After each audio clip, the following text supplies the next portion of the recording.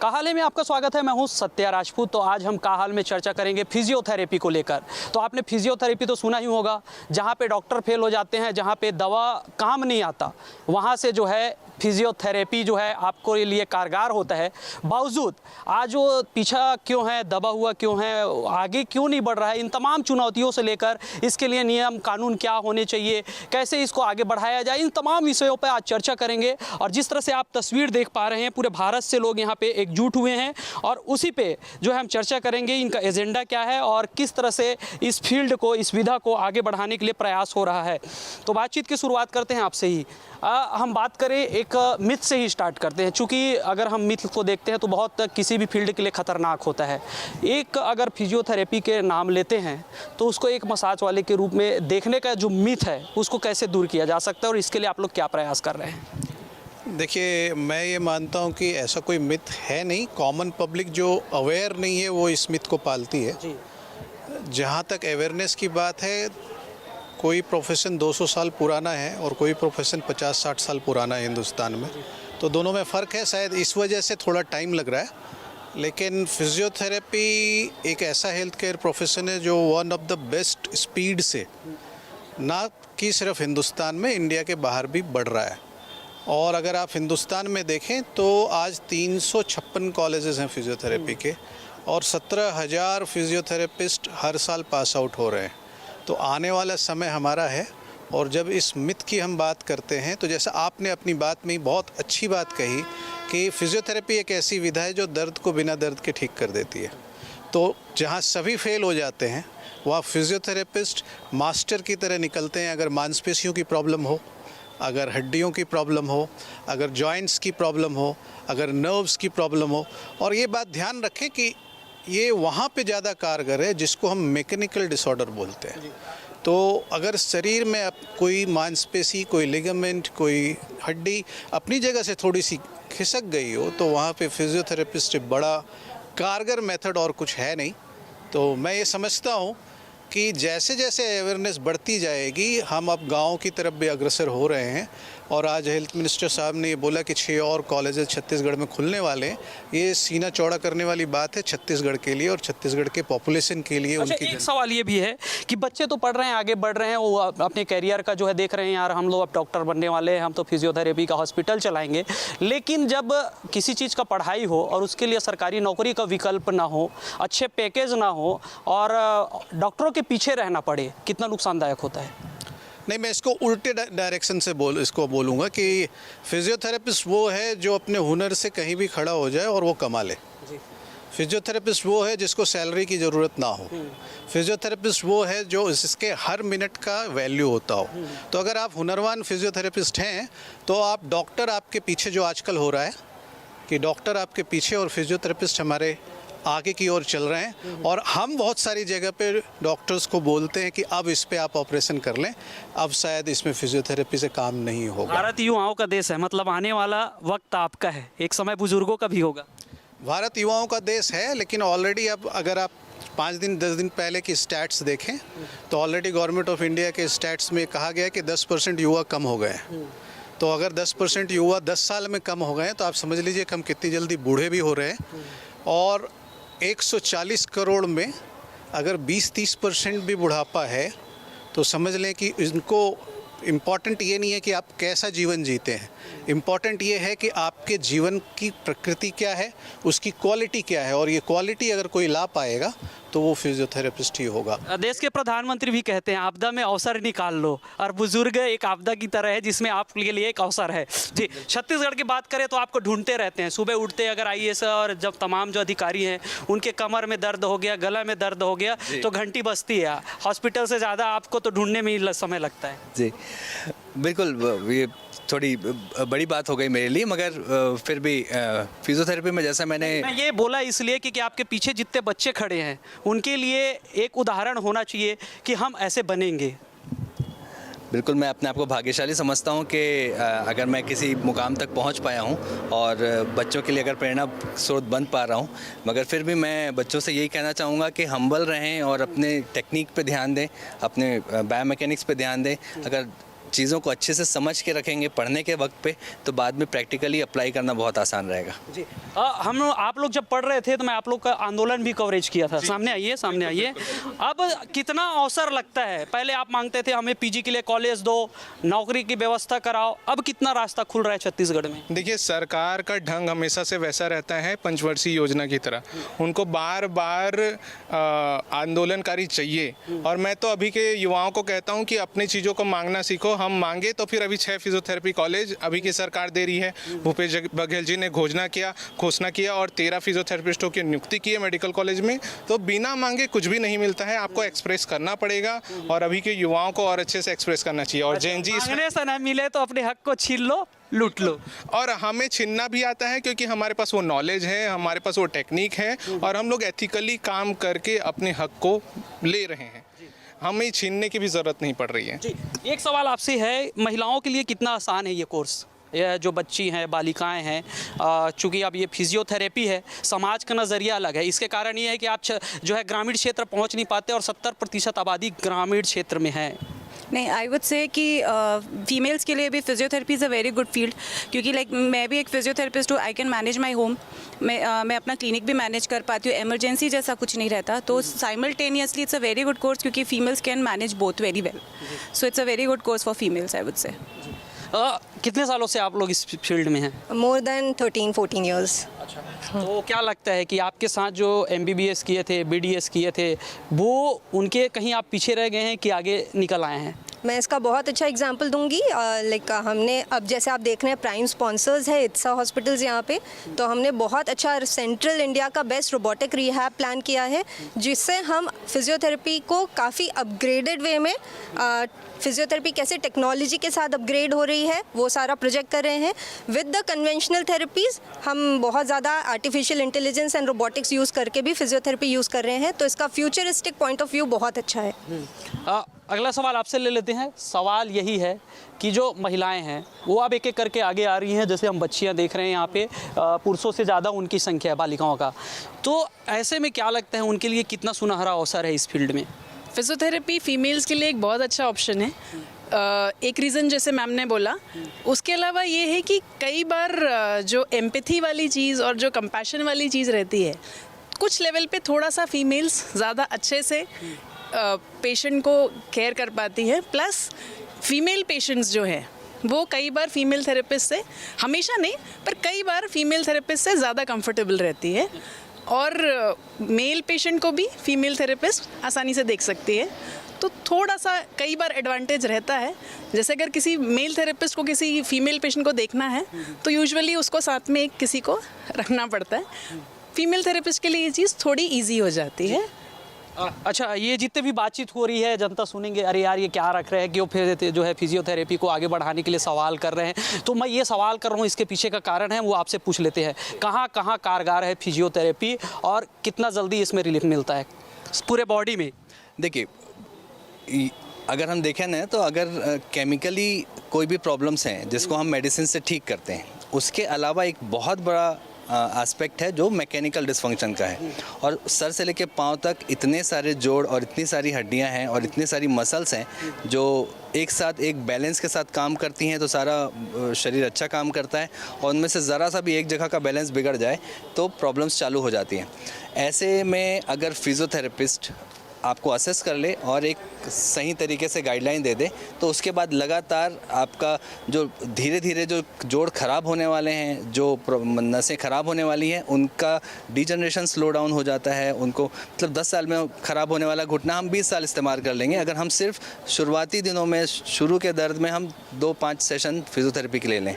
और जब बिगड़ के केस आते हैं तो फिर तो फिजियोथेरेपी के पास काम बढ़ जाता है, मगर चैलेंज भी रहता है और हम उसको बहुत अच्छे से ठीक कर सकते हैं। तो जोड़ों की दर्द, जोड़ों के सारे दर्द, मांसपेशियों के सारे दर्द, जितनी स्पोर्ट्स की इंजरीज़ हैं, जितने न्यूरोलॉजिकल प्रॉब्लम्स हैं, इन सब में फिजियोथेरेपी बहुत अच्छा काम करता है। एक सवाल ये भी ले लेते हैं, ऑपरेशन के पहले और ऑपरेशन के बाद आप कहाँ पे देखते हैं फिजियोथेरेपी को? देखिए, किसी भी ऑपरेशन करने से पहले पेशेंट को फिट होना आवश्यक है, और ऑपरेशन के बाद उसकी रिकवरी फास्ट हो उसके लिए भी प्री ऑपरेटिव फिजियोथेरेपी चाहिए। सारी सर्जरीज़ की सक्सेस ही फिजियोथेरेपी के ऊपर है। अगर कोई सर्जरी किसी भी पार्ट की हो रही है, उससे अपने बॉडी का जितना भी स्ट्रक्चर को प्रॉब्लम हो रहा है वो सारी चीज़ को ठीक किया जा सकता है बाय फिजियोथेरेपी। सारे सर्जन अभी आज की तारीख में सारे सर्जन यही बात करते हैं कि हमारी जितनी भी सक्सेस रेट है वो ड्यू टू फिजियोथेरेपी है। जी, तो देखिए जो है हम लोग जो है अब सक्सेस रेट की बात कर लें, फिर बच्चों से भी बात करेंगे, चूँकि ये बच्चे हैं जो कल आज का जो युवा हैं कल के बुजुर्ग होंगे, उनके जो है कमान संभालने वाले हैं। आप कहाँ से आए हैं? मैं doctor Prashant Chakravarti, state president Indian association of physiotherapy Chhattisgarh branch. जी, तो पूरे देश में किस तरह से देखते हैं? WHO कहता है कि यार जो रेशियो में चाहिए वो हमारे पास फिजियोथेरेपिस्ट नहीं है। इसके पीछे का क्या कारण है? एक सही नीति का नहीं होना या फिर लोगों का रुचि नहीं लेना? फिजियोथेरेपी के प्रति मैं तो ऐसा नहीं कहूँगा कि लोगों की रुचि नहीं है। ये बहुत अच्छी बात है कि WHO ये बोलती है कि फिजियोथेरेपिस्ट की कमी है।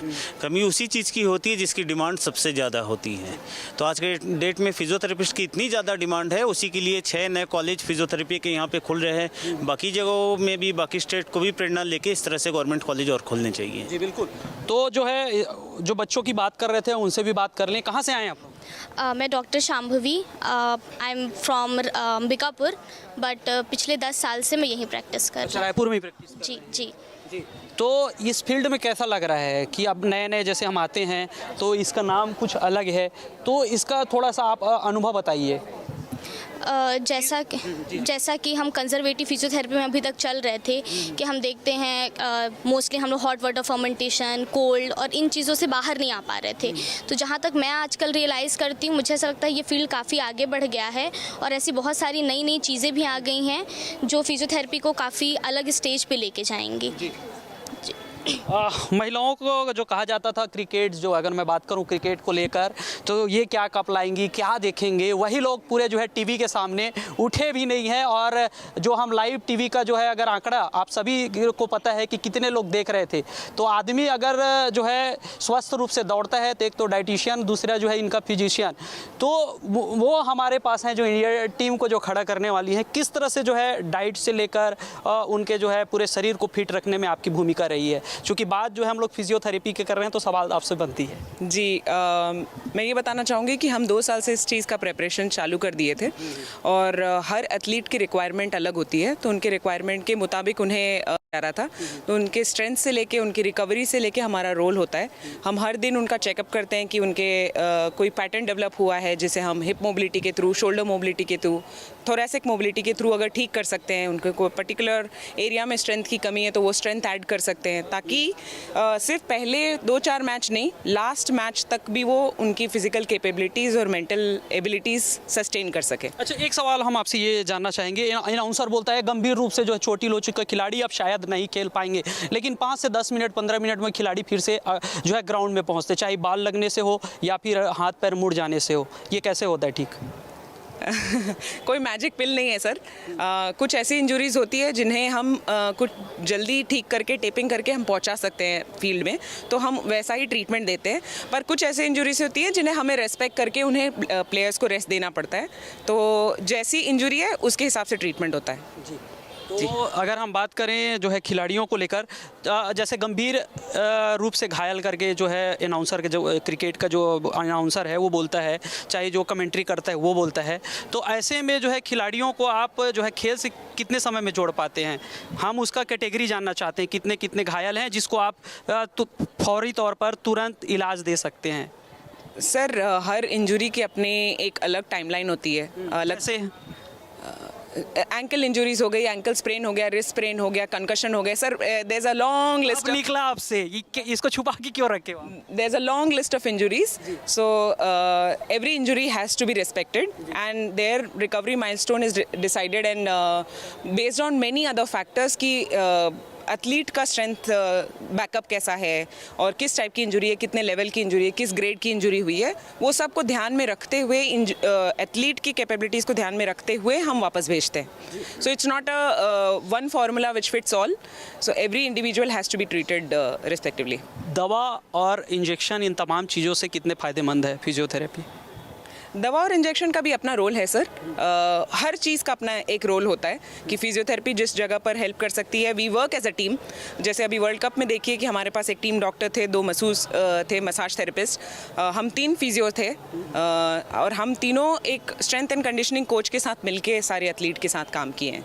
तो it was a team effort, और मुझे ऐसा लगता है कि हमारे किसी भी प्रोफेशन में अगर हम टीम की तरह काम करें तो we can do wonders. Diet की भूमिका क्या होती है? बहुत इंपॉर्टेंट भूमिका होती है। रिकवरी, इंजरी की रिकवरी से लेकर के प्लेयर के माइंडसेट में आप वो कितना क्विक रहेंगे फील्ड में, वो सब चीज़ों पर बहुत फ़र्क पड़ता है डाइट। तो आपने सुना किस तरह से? जी चाहूँगी, big congratulations to IAP for organising the second edition of Physiocon. Congratulation to doctor Sanjeev Jha and doctor Tanushree Neral, जिनकी टीम ने ये बहुत अच्छा काम किया है। तो देखिए, बातचीत का दौर जारी है हम, और वो हर एक पहलू को उजागर कर रहे हैं जो आप तक पहुंचना जरूरी है, आपको जानना जरूरी है, क्योंकि आप ज़्यादातर डॉक्टर के पीछे जो है लगे रहते हैं, लेकिन उसके इलाज कहीं कुछ और होता है। तो जो है बच्चों से भी बातचीत जारी है। कहाँ से आए आप? मैं रायपुर की हूँ। अच्छा, रायपुर से ही हैं। तो अभी पढ़ाई करें कि प्रैक्टिस चल रहा है? नहीं, मेरी प्रैक्टिस चल रही है। मैं अभी रिसेंटली क्लिनिकल प्रैक्टिस पे हूँ, अपना मास्टर्स कंप्लीट करके। जी, तो कैसा लग रहा है? रास्ता आसान है? लग रहा है भविष्य दिख रहा है? हाँ, नहीं मतलब पहले के मुताबिक आज जब मैं स्टार्ट की थी तब के मुताबिक आज देखेंगे 2025 में तो बहुत ग्रोथ है। पहले हमें जॉब अपॉर्चुनिटी भी उतनी नहीं मिलती थी, एक्सपोजर भी इतना नहीं मिलता था। अब हर फील्ड में एक्सपोजर मिलने लगा है, जॉब अपॉर्चुनिटीज़ बढ़ गई है। बस ये है कि थोड़ी और अवेयरनेस और अपब्रिंगिंग की ज़रूरत है, इन मतलब कम्युनिटी में भी, पब्लिक में भी, और साथ ही जॉब अपॉर्चुनिटी, पे स्केल, इन सब के साथ थोड़ी अपग्रेडेशन की ज़रूरत है, लेकिन फार बेटर है इन 10 सालों में। कहाँ से हैं आप?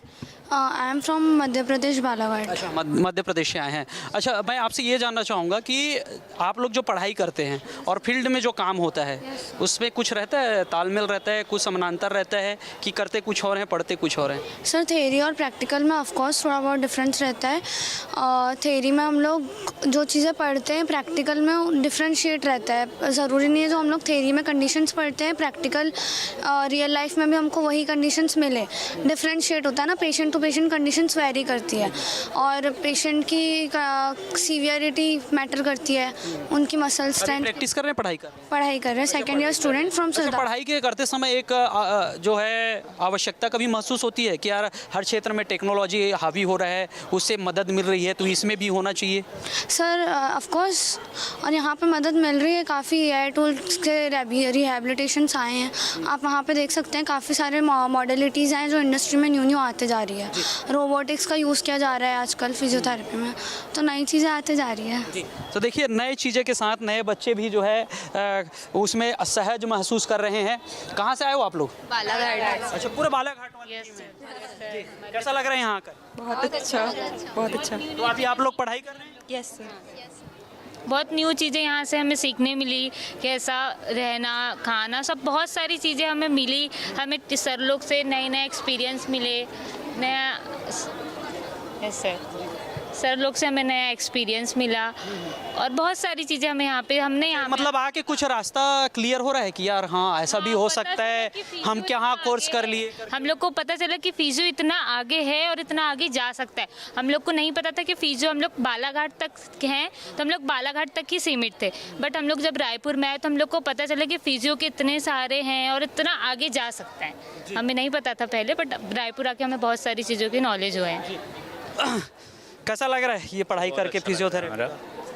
बहुत अच्छा लग रहा है। तो अभी पढ़ाई चल रही है कि कुछ प्रैक्टिस वगैरह भी? नहीं, अभी पढ़ाई चल रही है, 3rd ईयर है मेरा। अच्छा, 3rd ईयर है। कितने साल का है कोर्स? सर ये अभी तो 5 ईयर का हो गया। अच्छा, UG PG करके? UG नहीं UG। अच्छा, UG का। और PG का? PG 2 years. अच्छा, तो मतलब 7 साल की पढ़ाई हाँ करना है। जी। अच्छा, एक सवाल आप लोग से ये भी है, जैसे MBBS वाले हैं, BDS वाले हैं, और आप लोगों की तुलना में जैसे कि वो लोग सैलरी जो है उनका पहला जॉब होता है 70 से 80 हज़ार होता है, उसके नीचे अगर हम डेंटल को देख लें तो उनका जो है 50 के करीब होता है। तो आप लोग अपने आप को कहाँ देखते हैं कि हम आप लोगों का उतना होना चाहिए? उससे ज़्यादा भी हो सकता है, कम लेके तो हम लोग चलते ही नहीं है, उससे ज़्यादा भी हो सकता है। वो तो अपने ऊपर डिपेंड करता है कि हमको प्राइवेट सेक्टर में करना है, गवर्नमेंट सेक्टर में करना है, या खुद की क्लिनिक ओपन करके करना है। तो हम खुद से, वो हमारे ऊपर डिपेंड करता है कि हम मैं सरकारी व्यवस्था में बात कर रहा हूँ। प्राइवेट में तो आप करोड़ों कमाइए, वो तो आपके हाथ में है, आपके टैलेंट पे है। सरकारी एक व्यवस्थाएं होती है, वहाँ की मैं बात कर रहा हूँ। 50+ ही होता है उसमें, तो 50 होता है। हाँ। गवर्नमेंट सेक्टर में। अभी हम तो इंटर्नशिप कर रहे हैं तो हमें गवर्नमेंट सेक्टर में तो इतना नहीं मिल रहा है। इंटर्नशिप में एज पर इंटर्नशिप जितना मिलना चाहिए शायद उतना तो हमें नहीं मिल रहा है। जा रहा है लगभग बहुत ही कम है।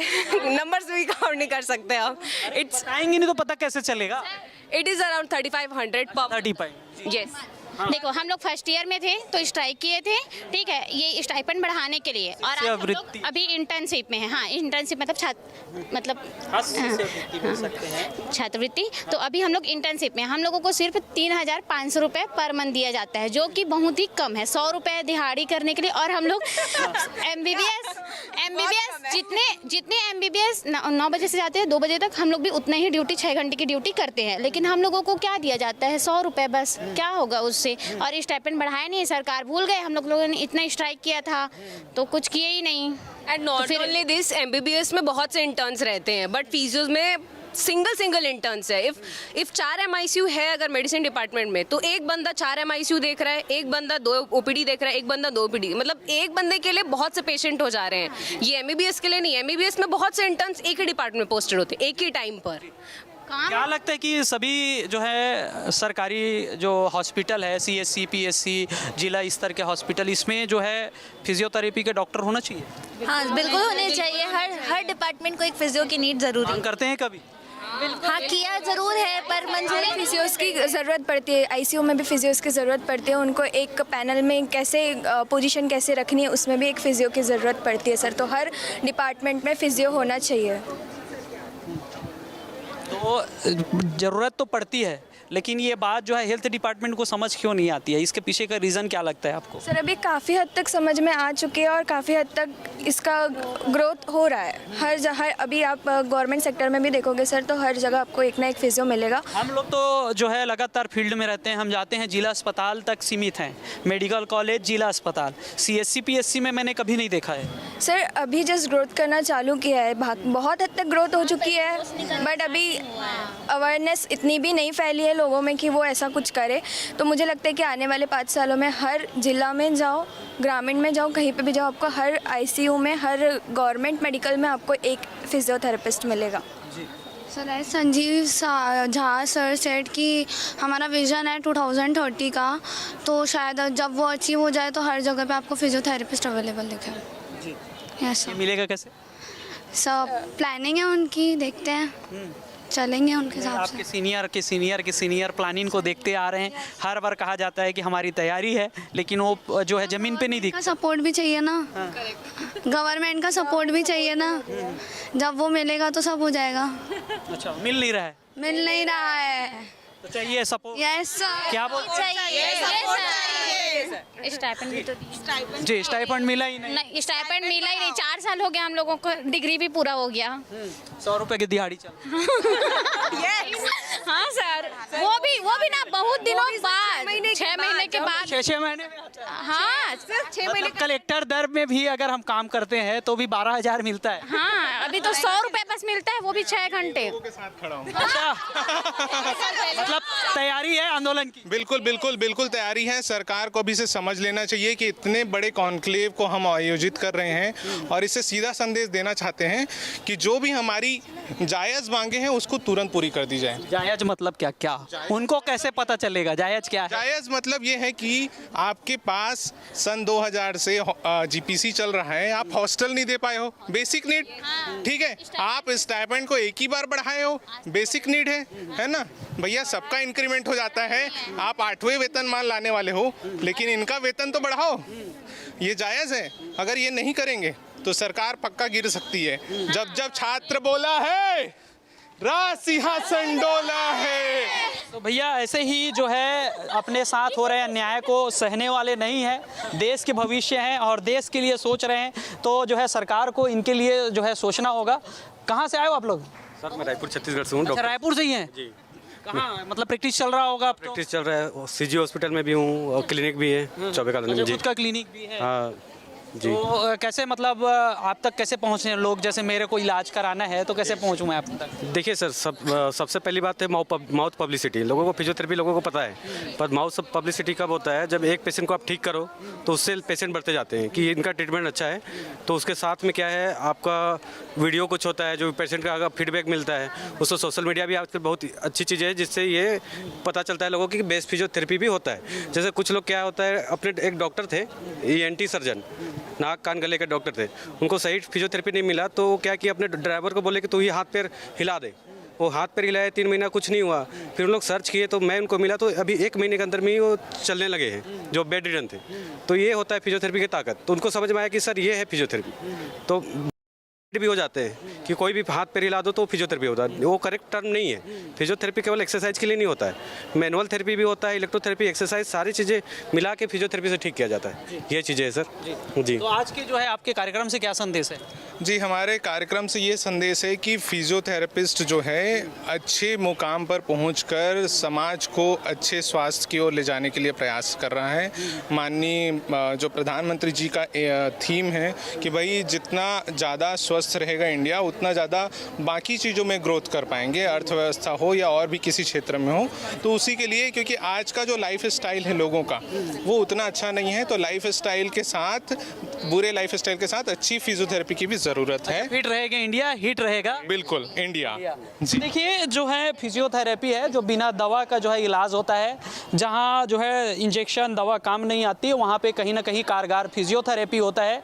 ये बात जो है बार बार इसलिए बोला जा रहा है क्योंकि मैंने कई सारे ऐसे पेशेंट देखे हैं, उन्होंने कहा है कि सालों से मैं ये इलाज करा रहा था और इससे फ़ायदा मिला। तो कहीं ना कहीं आज जो है ज़रूरत जिस चीज़ की है उस ओर सरकार को ध्यान देने की ज़रूरत है। आज के लिए इतना ही, किसी और मुद्दे के साथ आपके बीच आएंगे। जय जोहार। चल भाई।